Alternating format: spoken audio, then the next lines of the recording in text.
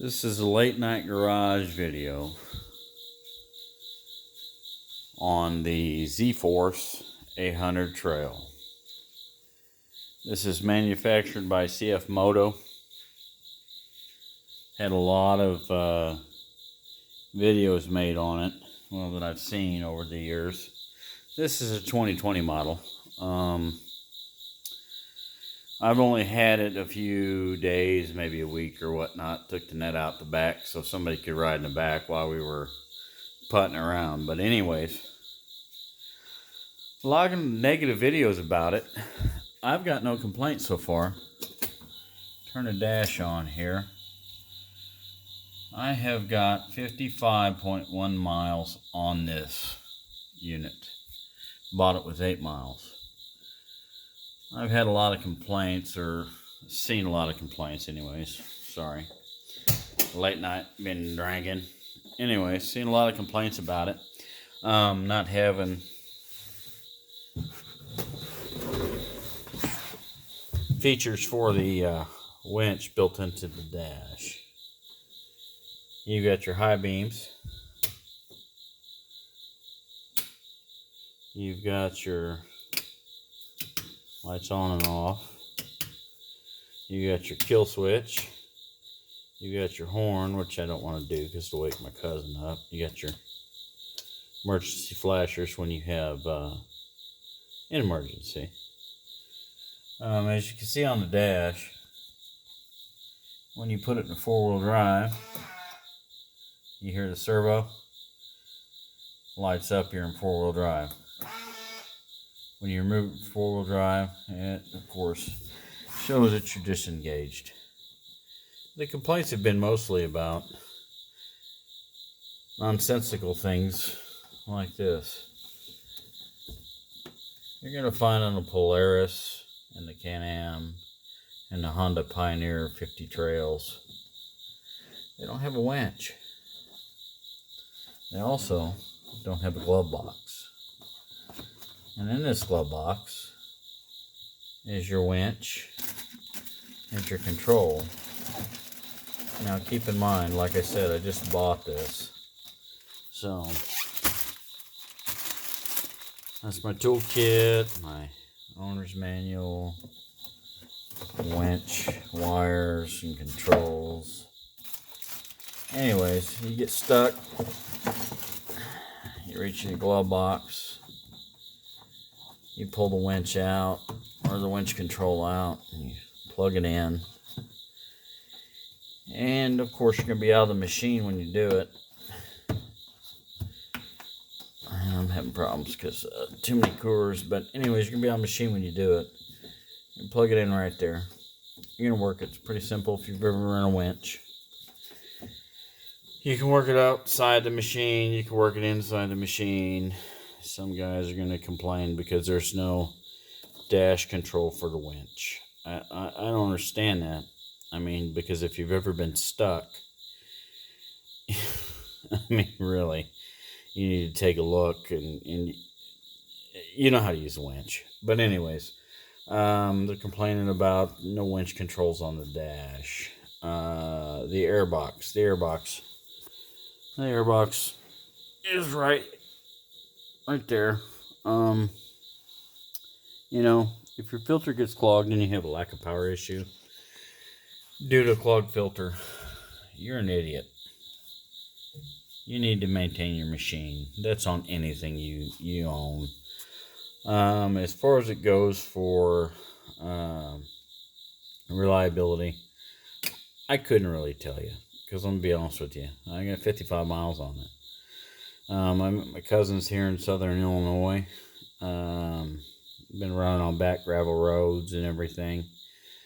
Most of your UTVs and side-by-sides, they don't have the digital dash. Really not all that big of a deal. This is tilt steering. Tilt steering is amazing. I mean, you can control it, and in like your Can-Ams and your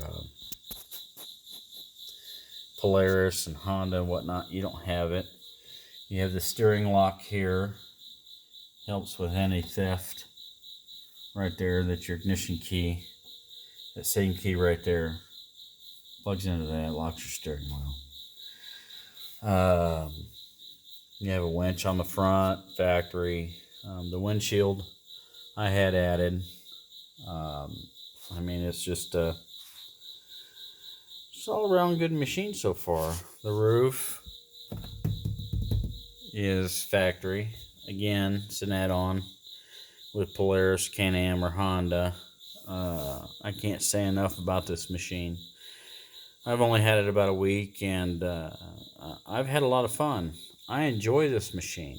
This is a good machine. It's a good quality build machine. I mean, the grab handle for the oh shit situations it's super stable. The seats are high quality.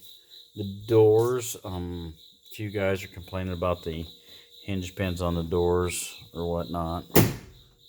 I mean, it closes, it's good and solid. I really don't know what the complaints are on this machine as far as it goes for quality. I'm happy with it. All the pivot points are serviceable, which means they are greasable. I can't say enough about this machine as far as that's concerned. The tires are quality. They're not Carlisle junk.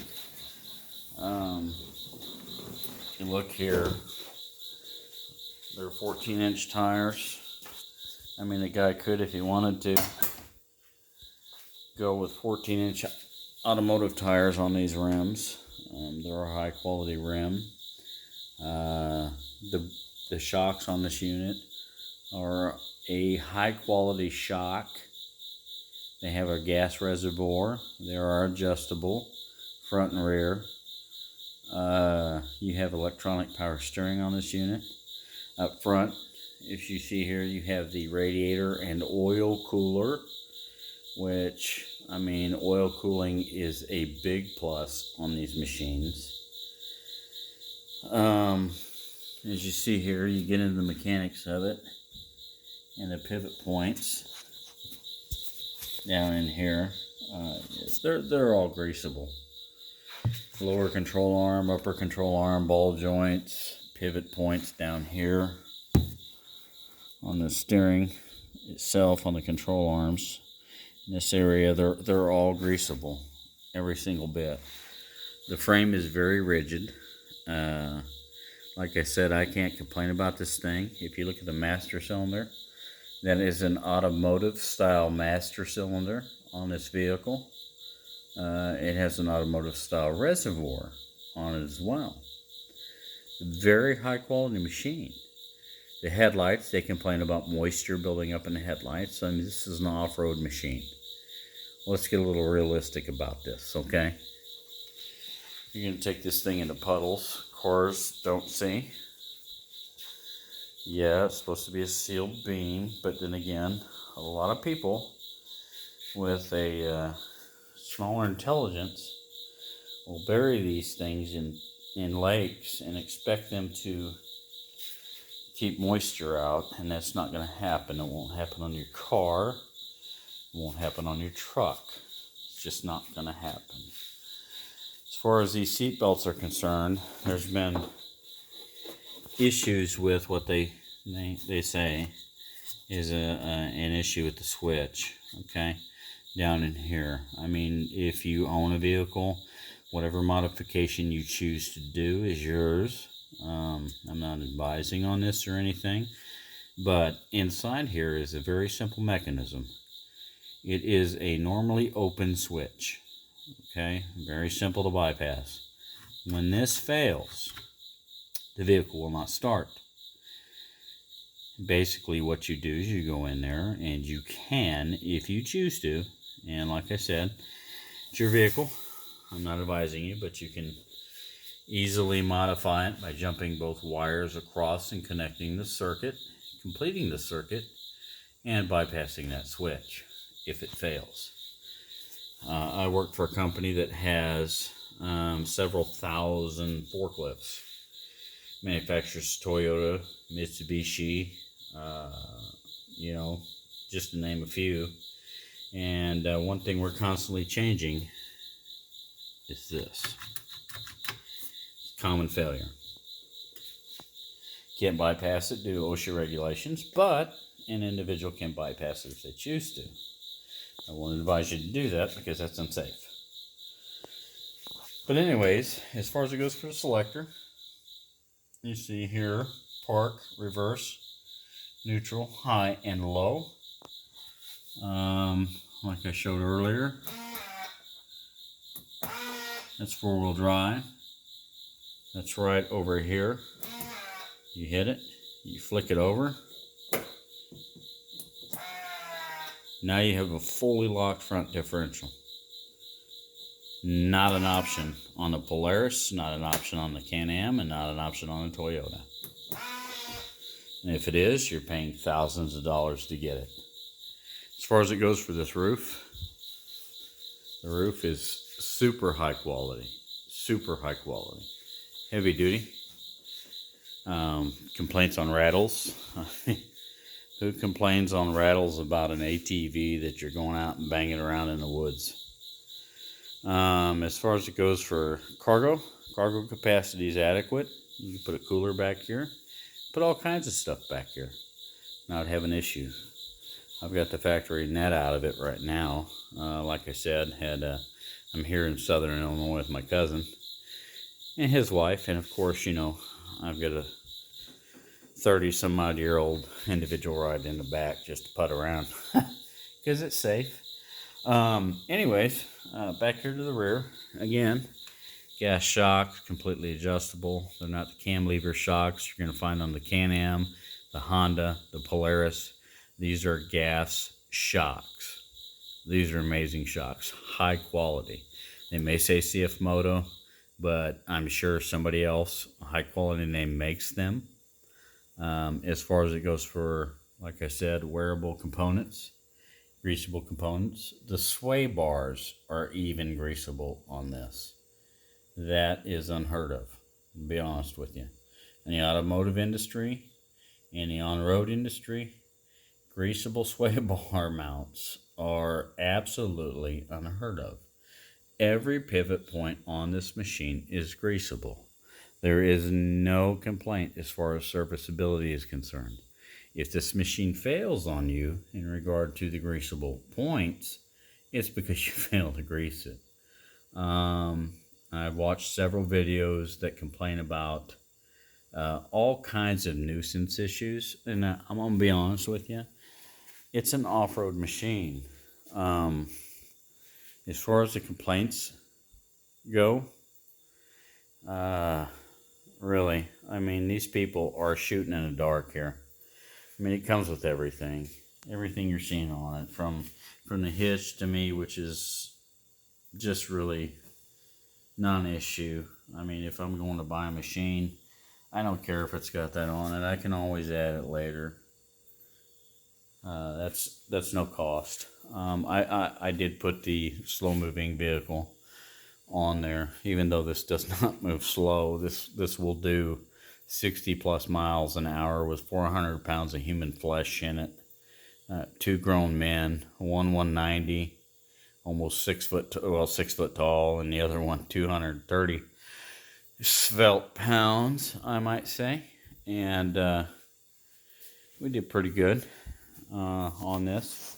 There's complaints about the suspension as far as it rides. I mean, come on, folks, it's an off-road vehicle. Every trail is different, and you will have to adjust your suspension accordingly. It does not come from the factory preset for every trail that you're going to jump on. Has absolutely no idea how to do that. It doesn't do that, and it will never have that ability. But anyways, back to the quality of the machine. I mean, this machine, for the price, and like I said, I've looked at everything on the market in regard to quality. This machine is absolutely quality. There are complaints about a mirror. Okay, mirror vibrating a little too much. I'm gonna be honest with you. The only mirror you need is this one on the driver's side, or a mirror mounted right there. That's it. I just want to see who's going to be climbing up my ass when I'm in the woods, okay? And we're out four-wheeling and banging around. I don't care if that mirror gets out of adjustment because I don't need it. But anyways, as far as it goes for quality, these are good tires. Like I said, the other ones come with the Carlisle tires, which I do not consider quality. These come with that brand tire. They are 14-inch, and if a guy wants to put 14-inch street vehicle tires on these rims, a guy could do that. I won't, but anyways, you could. Like I said, quality. It comes with a winch. There's your winch on the front. Try to get that on a Polaris. Try to get all of this on a Polaris. Try to get all of this on a Can-Am. Try to get it on a Honda. Go look at the Honda. The 50-inch Pioneer is a joke. It's a 500cc machine, and they go from 500 to 1,000 on the Hondas, and that's it. On the Polaris, they are really proud of what they have. They do not have this quality. This is a quality shock. The Polaris and the Can-Am both have cam style shocks. You'll see those on your Monaco go-karts and the cheaper off-road vehicles. You will not see a gas adjustable shock, front or rear, on a low quality machine. CF Moto has done a good job in regard to quality in drawing in customers, because I am a first-time customer. I've gone out and done my research. I've done my due diligence on these vehicles, and this is my first purchase. I walked out of the showroom at about 11:05-ish. I can't really tell you, but it was under $12,000 for this vehicle. And for something I'm going to go out and bang around in the woods in to do some work around property if I get it or whatnot. I mean, I'm not looking for a car payment. I'm looking for something that's a hobby machine. And honestly, this thing is super high quality. I started if my cousin wasn't sleeping, but you know how it goes. The engine runs really good. Plenty of torque, plenty of power. I can't complain. I've checked the oil. It's been a non-issue. Like I said, it's 55.1 miles. This thing's got plenty of power. Does what I need it to do. It's a great machine. I would recommend somebody to buy this machine. So far, I'm taking it out tomorrow. I'm going to try to kill it. I'm going to try to kill this machine tomorrow. I'm going to take it off-road. I'm going to see what it does. I got a 1-year front end to rear end warranty on this thing, straight from the factory. Here in the States, that's kind of just a little unheard of. So I'm going to take it out. I'm going to try to kill it. I'm going to drive it, and I'm going to try to kill it. And I'm going to give more videos on this thing as it progresses. As far as it goes for what these people have been putting out there, this is an honest-to-God true video in regard to quality.